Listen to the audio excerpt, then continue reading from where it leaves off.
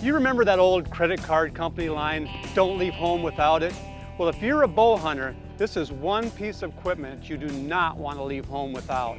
The first thing that I do when I climb up into my tree stand or crawl into a ground blind is range my surroundings. But what about those times when a deer comes in at a weird angle that you don't expect? And what about when you're spot and stock hunting? You jump a deer, you need to know the exact range that you're going to make the shot.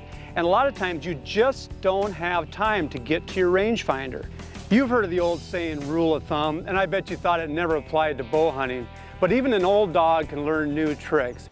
Now what you want to do is use your thumb, or more precisely your thumbnail, to estimate distance. Now it sounds crazy, but it works. Now what I do is I stick my thumb out at arm's length pointed at the target.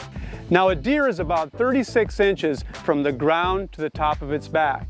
And through practice and experimentation, I've learned that if I'm standing at 30 yards, my thumbnail will cover that distance from the deer's hoofs to the top of his back. But what about if you don't know your range? Okay, we've moved up on the target and I'm going to use the same rule of thumb.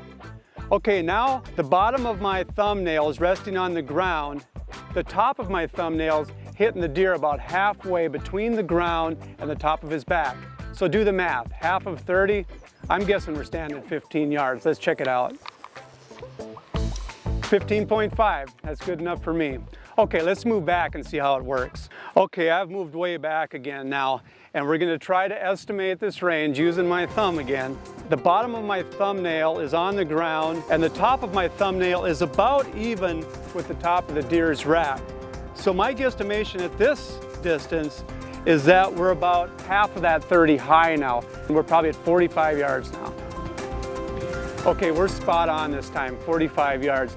Now most of the time I'm gonna be off a yard or two, but at least it's gonna put me in the ballpark.